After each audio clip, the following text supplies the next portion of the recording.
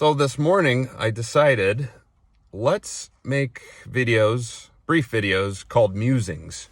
So if I have a theological thought I want to pitch out there and people can listen to them, chew on it, perhaps put holes in it, polish it up, etc., they could then let me know their thoughts in the comments.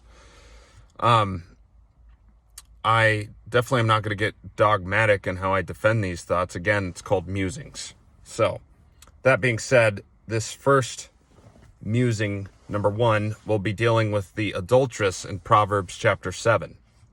So, of course, the primary application that could be drawn from that is steer away from adulterous women. If you follow them into their house while the husband's away, you'll get burned, you'll fall into a snare, etc. Okay, that's easy to understand.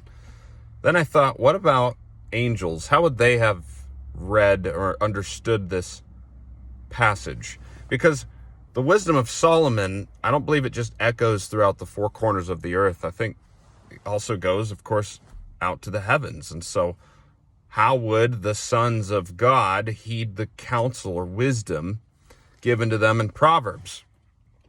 So perhaps they would strip an application from that text to understand, don't fall for the adulterous humanity, that being worshipers by nature, humans, we tend to twist that worship aspect in us to then serve other gods rather than the true and living God. And so, of course, Satan, being one of many of the fallen angels, likes to rob God of his glory, or at least tries to. And a big aspect of that is turning the hearts of men away from worshiping the true God to worship demons and false gods and idols.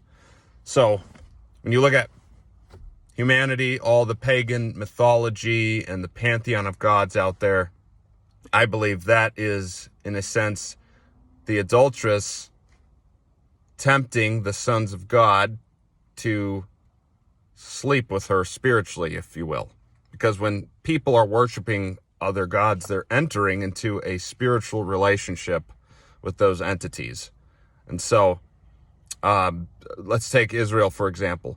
Whenever the man was gone, as it says in Proverbs 7, that would be like Yahweh being quiet for a season in between the prophets. He would give a little bit of revelation, and then he'd let that seed plant into the hearts of Israel, and then he'd give it some time, test them, and see if they'd bear fruit.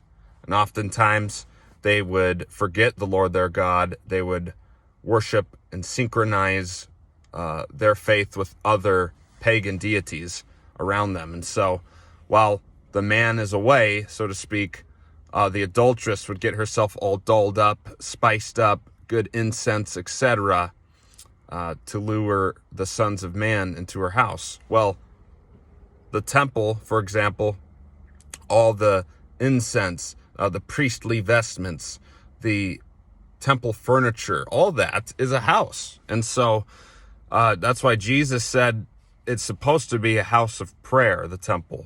And of course, it got turned into a den of thieves, or basically a whorehouse for spiritual adultery. So if an angel, I'm sure, were to look at all of Proverbs, there's plenty of wisdom there that is not just regarding us, but I think that could be applied to the angelic beings as well. But yeah, that's pretty much as far as I'd go with this. Of course, if